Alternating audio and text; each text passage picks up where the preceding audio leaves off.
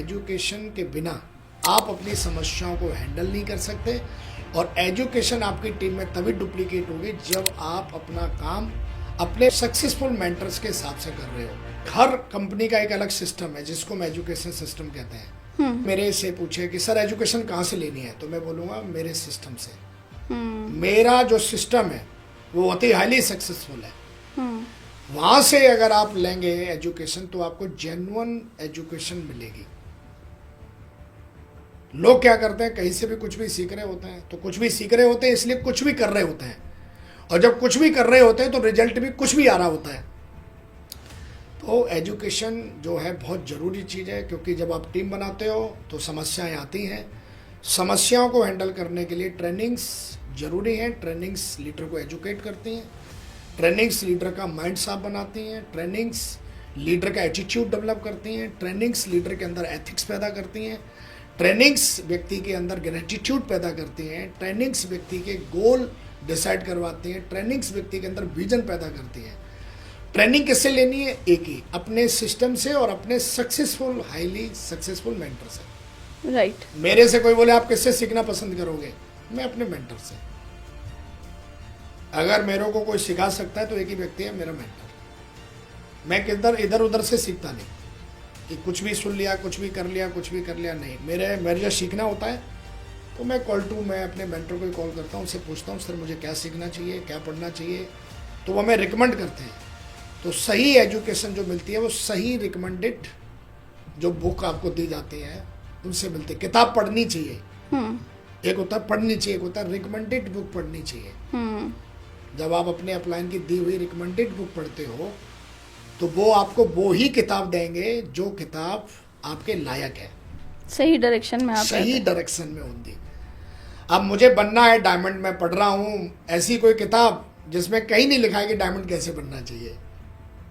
अगर मुझे डायमंड बनना है, मुझे डबल डायमंड बनना है, मुझे अच्छा लीडर बनना है, तो हमें अपने अपलाइन से, क्योंकि जो हमारे सक्सेसफुल मेंटर्स होते हैं हमें उन्हीं की तरह बनना है, तो हमें उन्हीं से पूछना है, उन्हीं को देखना है। जैसे क्रिकेट में सचिन, जो भी क्रिकेटर बनना चाहते हैं वो सबके रोल मॉडल है। उनसे पूछो आप किससे इंस्पिरेशन मिलते हो, तो कोई बोलेगा सचिन जी का नाम लेगा, कोई विराट जी का नाम लेगा, कोई और हाईली जो सक्सेसफुल है क्रिकेट में उसका नाम लेगा। ऐसे ही इस इंडस्ट्री में, इस हमारी कंपनी में हाईली सक्सेसफुल अपलाइन है, हमें उनसे सीखना चाहिए।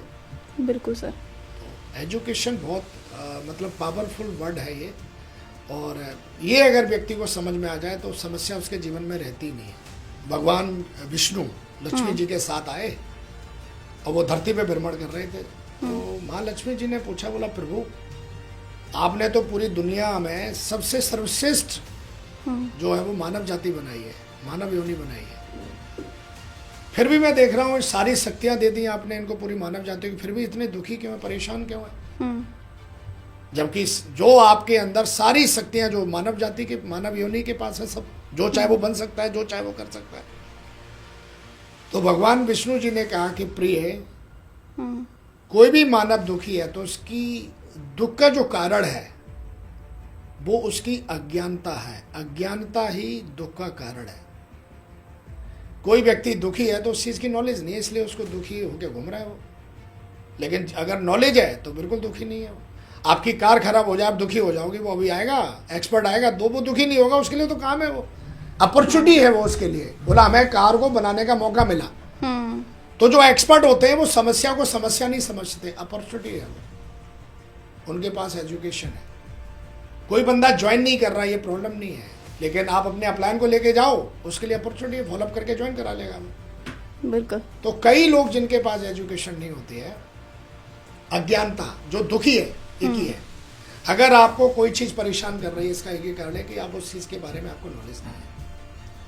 जितने भी लोग नेगेटिव है, रिश्तों के बारे में जो नेगेटिव है, उनको एक्चुअली नॉलेज ही नहीं है, रिश्तों को कैसे निभाया जाता है, कैसे क्या किया जाता है। जो पैसे को लेके रो रहा है, उसको पैसे की नॉलेज नहीं है। तो आप जब एजुकेशन ले लेते हो तो समस्या खत्म हो जाती है। तो अगर कोई भी व्यक्ति दुखी है, परेशान है, तो उसका एक ही कारण है, उसके पास उस चीज की सही नॉलेज नहीं है। कोई आदमी जन्म लिया और 70 साल के बाद मर गया, तो वो समस्या नहीं है। इस यूनिवर्स का वो प्रोसेस है, परमात्मा ने बनाया हुआ है। तो ऐसे ही अगर आप टीम बना रहे हो तो बीच बीच में कुछ ऐसी चीज़ें आती हैं जो आपको ऐसा लगता है ये समस्या नहीं है। वो सब टीम बनाने के प्रोसेस है। लोगों का नेगेटिव होना, लोगों का भागना, लोगों की आलोचना करना, लोगों की निंदा करना, आपस में झगड़ा करना, ये सब टीम बनाने का प्रोसेस है। एज ए लीडर आपको इतना ज़्यादा मतलब एजुकेशन आपके पास होनी चाहिए कि आप उन समस्याओं को कैसे हैंडल करते हैं। इसी को लीडरशिप कहते हैं।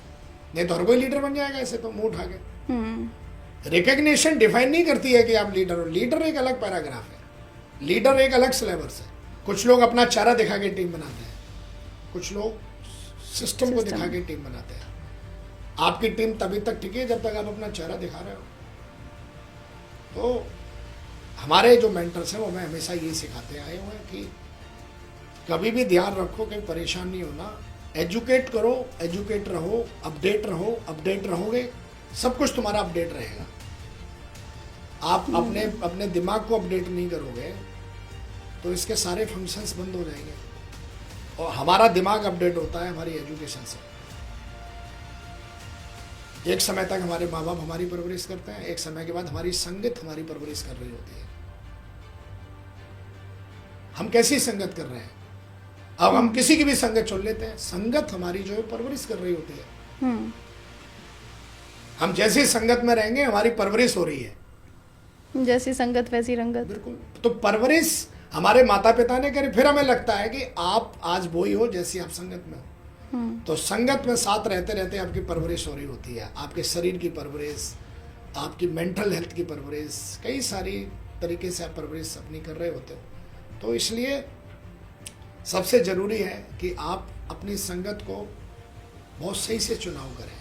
लेकिन अगर आप एजुकेटेड नहीं हैं, आप रिकमेंडेड बुक नहीं पढ़ते, आप ट्रेनिंग्स में नहीं जाते, तो आप उसी आदमी की संगत। देखो आदमी को आज की डेट में क्या अच्छा लगता है? मीठी भाषा बहुत अच्छी लगती है।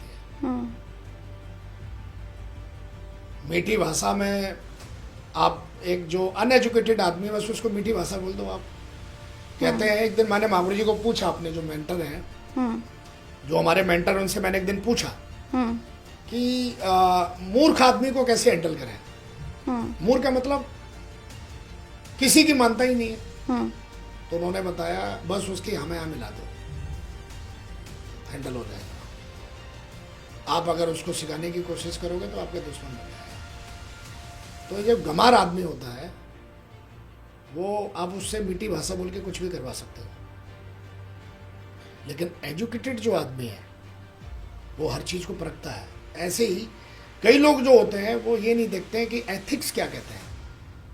तो हमेशा हमें एक सही एथिकल सिस्टम को चुनना चाहिए, सही एथिकल काम करने चाहिए और एथिक्स हमारे विजन से जुड़ा होना चाहिए।